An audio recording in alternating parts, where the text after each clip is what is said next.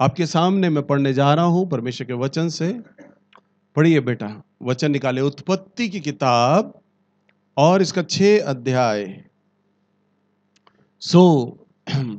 मैंने आप लोगों को पिछले सप्ताह बताया था कि किस प्रकार से शैतान को, लूसीफर को नीचे गिरा दिया गया। आपको बताया गया था ना, स्वर्ग से उसे बाहर निकाल दिया गया, उसे बाहर भेज दिया गया क्योंकि उसने घमंड किया। किस बात पर? कि मैं अपना सिंहासन परमेश्वर से ऊंचा बनाऊंगा। और उसके इसी घमंड के चलते उसका और उसके साथ के तमाम दूतों को 1/3 दूतों का भाग उसके साथ स्वर्ग में से नीचे पृथ्वी पर गिरा दिया गया।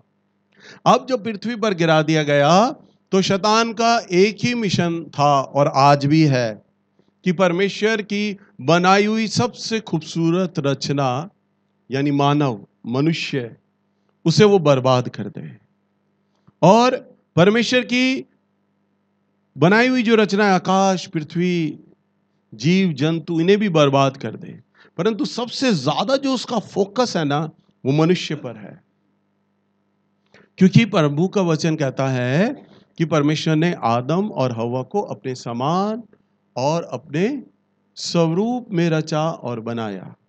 हम देखते हैं परमेश्वर के वचन में, निकालिए उत्पत्ति की किताब 6 अध्याय और इसके पहले पद से पढ़ें। फिर जब मनुष्य भूमि के ऊपर बहुत बढ़ने लगे और उनके बेटियां उत्पन्न हुई। हाँ, अब देखो, जैसा मैंने आपको बताया था, आदम हव्वा ने परमेश्वर की आज्ञाकारिता को तोड़ा, उनको फिर बच्चे हुए, उनके बेटे हुए, फिर उनकी बेटियां हुई, और फिर इस तरह से वंशावली आगे बढ़ती चली गई, जनरेशन बढ़ती चली गई। तो लिखा है जब मनुष्य भूमि पर बहुत बढ़ने लगे, अब जनसंख्या आदम हव्वा के द्वारा बढ़ने लग गई और उनकी बेटियां उत्पन्न हुई। नंबर 2, दूसरा पद, परमेश्वर के पुत्रों ने मनुष्य की पुत्रियों को देखा, हाँ, कि वे सुंदर हैं, और उन्होंने जिसको चाहा उनसे विवाह कर लिया। हाँ, यानी लिखा है परमेश्वर के पुत्रों ने देखा, मनुष्य की पुत्रियों को देखा। बताओ, अजीब बात है। तब परमेश्वर के पुत्रों ने मनुष्यों की पुत्रियों को देखा कि वे सुंदर हैं। कई पादरी साहब, कई प्रचारक ये प्रचार करते हैं जो परमेश्वर के पुत्र थे ना, वो थे आदम हव्वा के बच्चे। आदम हव्वा से जो संतान हुए वो थे। और मनुष्य की पुत्री, वो बोलते हैं शैतान ने अपनी रचना करी, अपनी क्रिएशन बनाया, अपनी रचना करी थी, तो वो मनुष्य की पुत्री थी। बल्कि ऐसा नहीं है, अभी मैं वचनों के द्वारा आपको ये साबित करूंगा। लिखा है तब परमेश्वर के पुत्रों ने मनुष्य की पुत्रियों को देखा कि वे क्या हैं, सुंदर हैं, और उन्होंने जिससे चाहा उससे ब्याह कर लिया। नंबर 3, तब यहोवा ने कहा मेरा आत्मा मनुष्य से सदा लो विवाद करता ना रहेगा। बस हालेलुया। और यहां पर हम देखते हैं कि उन्होंने ब्याह किया और जिससे चाहा उससे परमेश्वर के पुत्रों ने मनुष्य की पुत्रियों को देखा कि वे सुंदर हैं और उनसे उन्होंने ब्याह किया। सबसे हम पहले देखेंगे जो परमेश्वर के पुत्र हैं वो कौन है। परमेश्वर के पुत्र हम प्रभु के वचन में से निकालेंगे अय्यूब की किताब 2 अध्याय और इसका पहला पद। फिर एक और दिन यहोवा परमेश्वर के पुत्र उसके सामने उपस्थित हुए। हाँ, क्या लिखा है? फिर एक और दिन यहोवा परमेश्वर के पुत्र उसके सामने उपस्थित हुए। ये देखो लिखा है। अब अगर पादरी लोग ये प्रचार करते हैं कि आदम हव्वा के बेटे जो थे वो परमेश्वर के पुत्र थे, तो वो स्वर्ग में क्या कर रहे थे? क्योंकि वो तो मनुष्य थे और मनुष्य तो स्वर्ग में जा नहीं सकता। परंतु वचन में लिखा है पर यहोवा परमेश्वर के पुत्र उसके सामने उपस्थित हुए और उनके बीच शैतान भी उनके सामने उपस्थित हुआ। और उनके बीच क्या हुआ? शैतान भी उपस्थित हुआ। हालेलुया। सो हम एक और इसका अय्यूब की किताब इसका 38 अध्याय और इसके 4 पद में हम एक और पद को देखेंगे। जब मैंने पृथ्वी की नींव डाली हम्म तब तू कहाँ था? जब मैंने पृथ्वी की नींव डाली, परमेश्वर ने कहा, तब तू कहाँ था? यदि तू समझदार हो तो उत्तर दे, यदि तू समझदार हो तो उत्तर दे। उनकी नाप किसने ठहराई? हम्म क्या तू जानता है? उस पर किसने सूत खींचा? उसकी नींव कौन सी वस्तु पर रखी गई? या किसने उसके कोने का पत्थर बिठाया? जबकि भोर के तारे एक संग आनंद से गाते थे, जब भोर के तारे एक संग आनंद के साथ गाते थे, और परमेश्वर के सब पुत्र जय जयकार करते थे। हाँ, क्या लिखा है? जब भोर का तारा आराधना किया करता था, जैसे मैंने बताया था, आराधना क्या करते थे, वो आराधक स्वर्गदूत थे। तो जब वो गाते थे तो परमेश्वर के सब पुत्र भी क्या किया करते थे? जय जयकार किया करते थे। और ये परमेश्वर के पुत्र कौन थे? लूसीफर के साथ तमाम वह स्वर्गदूत, जो स्वर्गदूत 1/3 भाग जो लूसीफर और उसके साथ नीचे क्या किए गए? गिरा दिए गए। सो इसीलिए जब वो नीचे गिरा दिए गए ना, तो परमेश्वर ने अपनी सबसे सुंदर संरचना जो बनाई थी, वो क्या बनाया था? आदम और हव्वा, अपने समान और अपने स्वरूप में मनुष्य को बनाया था। तो जब मनुष्य को परमेश्वर ने अपने समान और अपने स्वरूप बनाया ना, तो परमेश्वर के पुत्र यानी वह स्वर्गदूत जो आदम के साथ 1/3 भाग जो स्वर्ग से गिरा दिए गए, वो पृथ्वी पर आ गए। वही स्वर्गदूत, वही परमेश्वर के पुत्र, आप समझ पा रहे हैं ना, जो स्वर्ग में परमेश्वर की आराधना किया करते थे, जैसा अभी हमने 2 वचनों में देखा। तो जब वो नीचे गिरा दिए गए, तब उनका एक ही मिशन था कि हमने परमेश्वर की सबसे खूबसूरत रचना जो है सृष्टि यानी मनुष्य मानव, अब हमने उसे बर्बाद करना है। तभी यहां लिखा है उत्पत्ति की किताब 6:1 के अंदर, जब मनुष्य भूमि पर बहुत बढ़ने लगे और उनकी बेटियां उत्पन्न हुई क्योंकि वो बहुत सुंदर थीं, तब परमेश्वर के पुत्रों ने पुत्रियों को देखा कि वे सुंदर हैं। सो प्रभु ने आशीष दिया था आदम और हवा के ऊपर। आजकल की जो हीरोइनें हैं, आजकल की जो मॉडल्स हैं, आदम हवा की जो जनरेशन थी, उनकी बेटियों के आगे जीरो हैं। इतनी सुंदर लड़कियां थीं। और लिखा है तब परमेश्वर के पुत्रों ने, यानी वो गिराए हुए स्वर्गदूत, पर परमेश्वर के पुत्र कौन? गिराए हुए स्वर्गदूत। बोलिए, गिराए हुए स्वर्गदूत जो लूसीफर के साथ गिरा दिए गए थे, उन्होंने देखा कि मनुष्य की पुत्रियां क्या हैं? बहुत सुंदर हैं।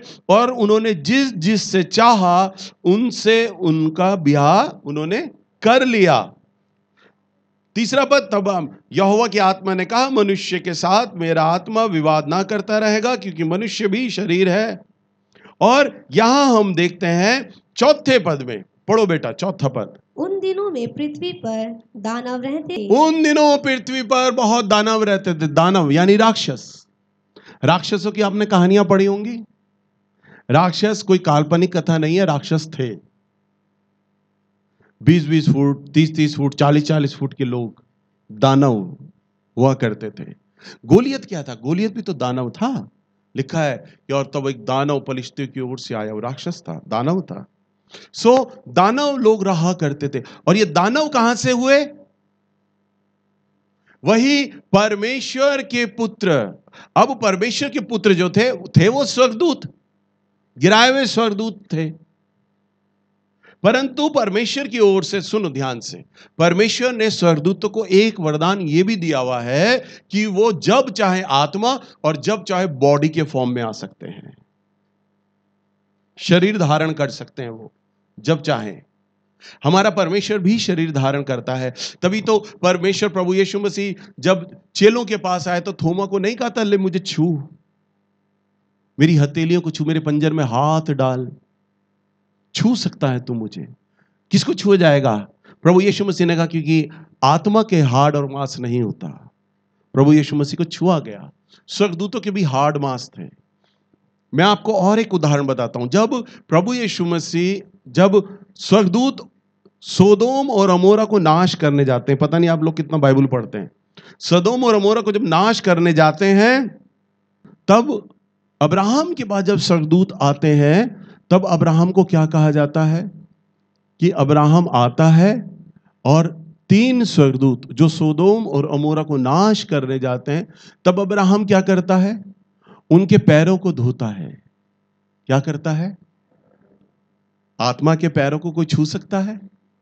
वही बॉडी में थे, वो शरीर में थे।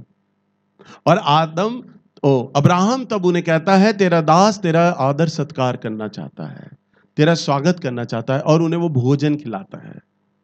और भोजन में वो क्या खिलाता है मालूम है आपको? स्वर्गदूतों को क्या खिलाया गया था? अब्राहम ने क्या खिलाया पता है आपको? आप पढ़ते ही नहीं परमेश्वर का वचन, पढ़ा करिए। पता है, जो लाल मसूर की दाल आप खाते हैं, वो वाली दाल, लाल मसूर की दाल और रोटी उसने स्वर्गदूतों को खिलाई थी। हालेलुया। स्वर्गदूतों ने लाल मसूर की दाल अब्राहम के साथ बैठ के खाई। अब आत्मा तो खाएगा नहीं, शरीर ही तो खाएगा। तो स्वर्गदूत बॉडी अपनी बना सकते थे। ध्यान से सुनो, हमारा जब रैप्चर होगा, जो लोग प्रभु यीशु जिन्हें उठाएंगे ना, तो उनकी ये वाली जो मांस है, ये जिसमें हड्डी और मांस और खून होता है, हम अपना ये शरीर त्याग देंगे और हमारा जो स्पिरिट होगा, हमारा जो आत्मा होगा, वो अमरता का देह पहन लेगा। कौन सा देह? जो स्वर्गदूतों को दिया गया है परमेश्वर ने, जिसमें ना एलर्जी होती है, ना इन्फेक्शन आता है, ना चोट लगता है, ना झुर्री आती है उसमें। एटर्नल बॉडी, पर उस बॉडी को छुआ जाता है। हम जब स्वर्ग में होंगे तो हम एक दूसरे को स्पर्श कर पाएंगे, छू सकेंगे, परंतु वो हमारी बॉडी चेंज होगी। तो स्वर्गदूतों को वो बॉडी प्राप्त है, वो जब चाहे उस बॉडी में आ सकते हैं। तब उन शरीर में वो आए और यानी परमेश्वर के पुत्र अपने उस शरीर में आए और मनुष्य की पुत्री यानी आदम हव्वा की बेटियों के पास गए। उन्होंने उनसे ब्याह किया और उन्होंने ये नहीं बताया कि हम स्वर्गदूत हैं, परंतु उन्होंने ये बताया कि हम फलाने गांव फलाने शहर के रहने वाले हैं, फलाने कुल फलानी जाति के हैं। और उन्होंने बेटियों से ब्याह किया, परिवार किया, बच्चे किए। और जब बच्चे किए तो वो नॉर्मल आदमी तो थे नहीं, वो थे स्वर्गदूत गिराए हुए। तो उनसे जो बच्चे हुए ना, वो कौन से हुए? दानव हुए। वो हालेलुया। तो दानव होने का प्रमाण ये था कि एक नॉर्मल आदमी और नॉर्मल स्त्री नहीं मिले थे, यानी उसमें एक सुपरनैचुरल व्यक्ति था, एक अलौकिक व्यक्ति था, जिसके दोनों मिलने के चलते ऐसी संतान उत्पन्न हुई जो अलौकिक थी।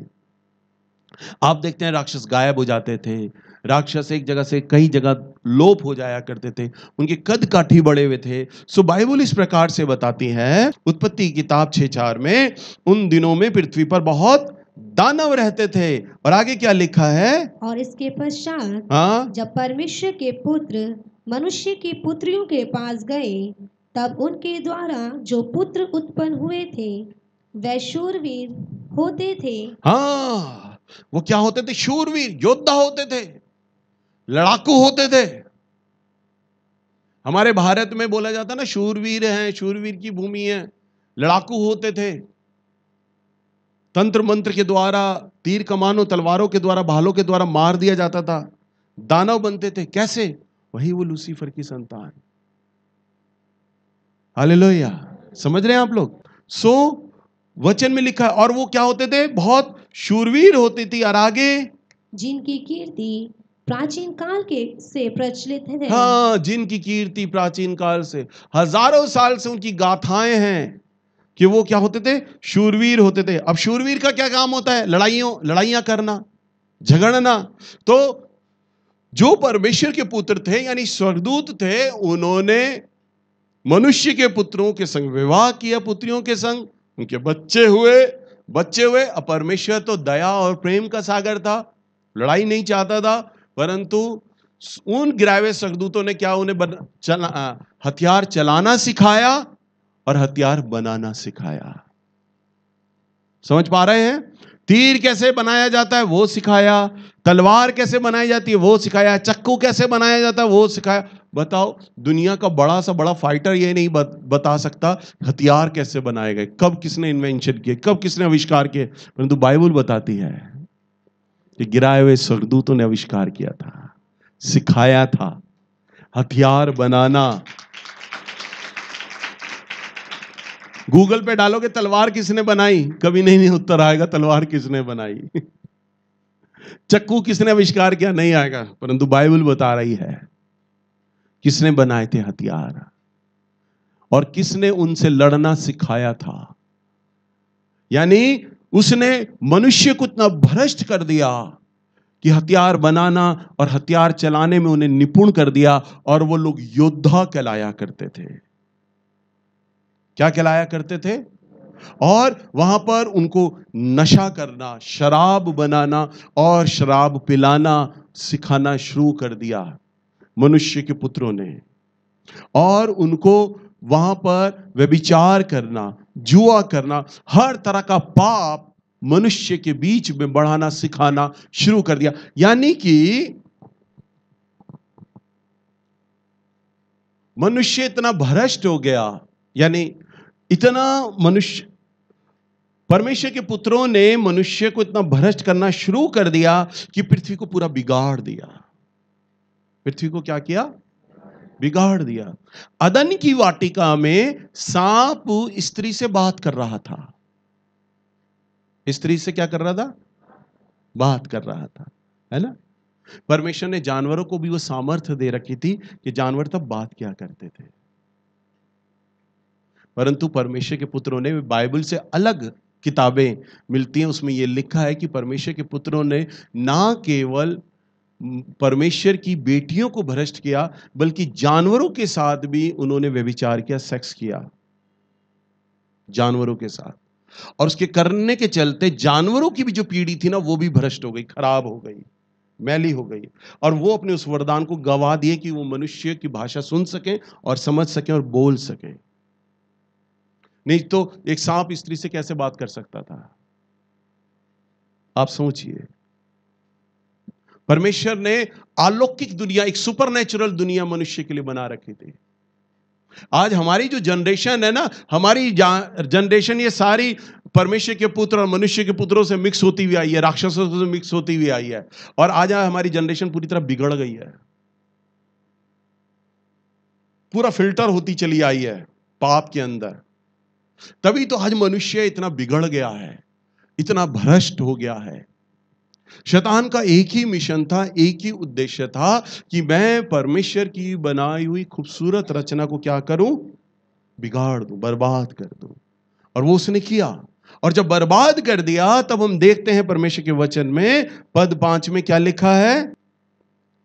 यहोवा ने देखा कि मनुष्य की बुराई पृथ्वी पर बढ़ गई है। मनुष्य की बुराई पृथ्वी पर बढ़ गई है, और उनके मन के विचारों में जो कुछ उत्पन्न होता है वह निरंतर बुरा ही होता है। हाँ, प्रभु के वचन में लिखा है मनुष्य के अंदर बुराई बहुत बढ़ गई है, पाप बहुत बढ़ गया है। और उनके मन में जो विचार उत्पन्न हो रहा है, यानी पाप का वचन आ रहा है, वो निरंतर बुराई बुरा, बुराई बुरा हो रहा है। और 6 पद, और यहोवा पृथ्वी पर मनुष्यों को बनाने से पछताया। हाँ, क्या लिखा है कि और तब यहोवा पृथ्वी पर मनुष्य को बनाने से पछताया। अब पछताने लगा मेरा परमेश्वर कि मेरी सुंदर रचना बिगड़ गई। जब हम छोटे हुआ करते थे तो हम रेत का घर बनाते थे, पैर उसमें डाल दिया करते थे और रेत का घर बनाते थे बड़े प्यार से, थप थप थप थप मट्टी उस पर लाते और उसे सजाने के लिए रोड़ी लाते थे और ऊपर एक झंडा लगाते थे, ये मेरा घर है। और दूसरा बच्चा आकर कोई उछल के उस घर पे आकर तोड़ दिया करता, बड़ा गुस्सा आता था, लड़ाई झगड़ा होता था। सोचो मट्टी के घर पे इतना गुस्सा आ जाता था कि उसने मेरा घर क्यों तोड़ा। लड़ाई झगड़े हो जाते थे गली में, आपस में हमारे दोस्तों के झगड़े हो जाते थे, तू उछल कर मेरे घर पे क्यों आया, मैं इतनी मेहनत से अपना घर बना रहा था। सोचो परमेश्वर ने इतनी सुंदर सृष्टि बनाई थी, कितना उसे दुख हुआ होगा। तभी तो वचन में लिखा है कि खेत के स्वामी ने अच्छे बीज बोए और जब वो सो गया तो उसके शत्रु ने आकर जंगली बीज बो दिए। और जब वो दोनों बीज बढ़ने लगे तो दासों ने आकर कहा, स्वामी देख, किसी शत्रु का ये काम है कि जंगली बीज आ गए हैं। स्वामी ने ऐसा कहा कि ऐसा कर, दोनों को साथ बढ़ने दे। शत्रु ने वही किया। परमेश्वर के पुत्र आए, यानी गिराए हुए स्वर्गदूत आए और मनुष्य की पुत्रियों के संग उन्होंने विवाह किया, उनके संग धोखा किया और उनसे बच्चे उत्पन्न हुए और वो दानव थे, जादुई शक्ति लिए हुए थे, वो लड़ाकू थे, लड़ने वाले थे और हर प्रकार का पाप करने वाले वो लोग थे। परमेश्वर की जाति यानी परमेश्वर के लोग अब भ्रष्ट हो चुके थे। और 7वां पद, तब यहोवा ने कहा, हाँ, मैं मनुष्यों को जिसकी मैंने सृष्टि की है पृथ्वी के ऊपर से मिटा दूंगा। हाँ, क्या मनुष्य, क्या पशु, क्या रेंगने वाले जंतु, क्या ही आकाश के पक्षी, सबको मिटा दूंगा, क्योंकि मैं उनके बनाने से पछताता हूँ। बस परमेश्वर क्या वचन में लिखा है, प्रभु ने संकल्प किया, और मैं सबको मिटा दूंगा, मैं पाप का नाश कर दूंगा पृथ्वी पर से, क्योंकि पृथ्वी पूरी भ्रष्ट हो गई है, नाश हो गई है। तब हम आगे देखते हैं, वचन में लिखा है, और तब एक धर्मी जन था जिसका नाम नूह था। केवल पृथ्वी पर वो अकेला व्यक्ति था, वो और उसका परिवार जो परमेश्वर का डर मानता था।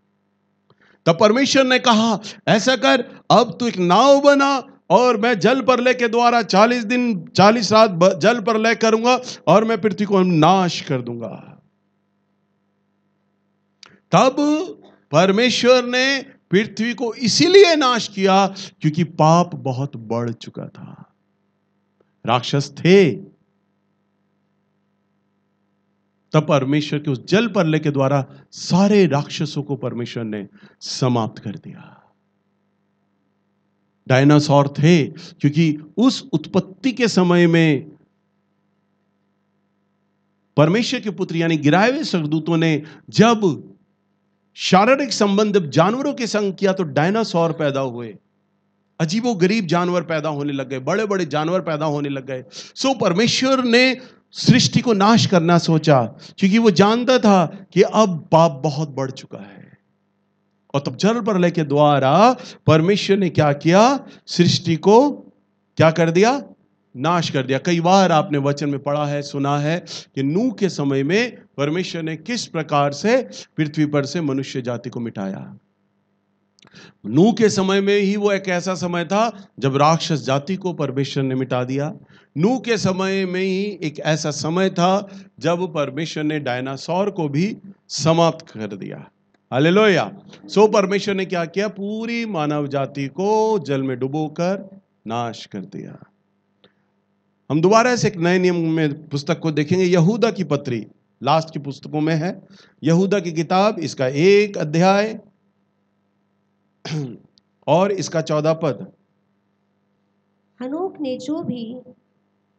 ने भी जो आदम से 7वीं पीढ़ी में था, इनके विषय में यह भविष्यवाणी की, देखो प्रभु अपने लाखों पवित्रों के साथ आया कि सबका न्याय करे, कि सबका न्याय करे परमेश्वर, और सब भक्तिहीनों को उनके अभक्ति के सब कामों के विषय में जो उन्होंने भक्तिहीन होकर किए हैं, हाँ, और उन सब कठोर बातों के विषय में जो भक्तिहीन पापियों ने उसके विरोध में कही है, दोषी ठहराए। हाँ, क्या करें, परमेश्वर उन्हें दोषी ठहराए। हालेलुया। सो परमेश्वर ने क्या किया, सारे पापियों को, सारे अधर्मियों को, जो उन्होंने क्या किया, पाप किया, परमेश्वर क्या करे, उन्हें दोषी ठहराए। सो परमेश्वर ने पूरी मानव जाति को यहां पृथ्वी पर नाश किया और स्वर्ग यानी कि अब जो लोग प्रभु में आ गए, नहीं आए परमेश्वर, उन्हें परमेश्वर नरक की दंड की आज्ञा देगा। और लूसीफर को, सुने ध्यान से, लूसीफर को परमेश्वर का वचन कहता है नाश नहीं किया जाएगा क्योंकि वह बनाया गया है, परंतु उसे बांधा जाएगा। उसे क्या किया जाएगा, बांधा जाएगा। परमेश्वर उसे 1000 साल के लिए बांध देंगे। हालेलुया। सो उसे बांधा जाएगा लूसीफर को, इसीलिए क्योंकि वो गिराया हुआ स्वर्गदूत है, क्योंकि वह परमेश्वर से उत्पन्न हुआ है। कई लोग मुझसे सवाल करते हैं कि भैया परमेश्वर ने शैतान को क्यों नहीं मारता, शैतान को क्यों नहीं मारता? लोग सवाल करते हैं। बहुत अच्छा जवाब है, सिर्फ ध्यान से सुने। क्योंकि शैतान जो लूसीफर है वो कहां से जन्मा? परमेश्वर से जन्मा। और जो चीज परमेश्वर से जन्म लेती है ना, वो कभी मरती नहीं। परमेश्वर ने जब आदम को बनाया तब वहां क्या लिखा है? परमेश्वर ने आदम के नथुनों में जीवन का श्वास फूका। यानी जीवन का श्वास फूकने का अर्थ क्या था? यानी उसमें आत्मा और प्राण को परमेश्वर ने क्या किया? फूका। हालेलुया। तो जब परमेश्वर ने आत्मा और प्राण को फूका, तो इस आत्मा में ही परमेश्वर की सामर्थ हमारे भीतर आई, आदम के नथुनों में आई वही आत्मा, और लिखा है आदम जीवित प्राणी हो गया। आत्मा कभी मरती है? क्योंकि वो परमेश्वर में से आई है। हालेलुया। इसलिए आत्मा नहीं मरेगी। और लूसीफर भी परमेश्वर में से आया। सो जो कुछ भी परमेश्वर से निकलता है वो कभी नहीं मरता। तभी तो प्रभु ने कहा, और मेरे मुख से जो वचन निकलता है वह कभी ना मरेगा। आकाश और पृथ्वी तो टलेगा, परंतु मेरा हुआ का हुआ शब्द कभी ना मरेगा। सबका एज है।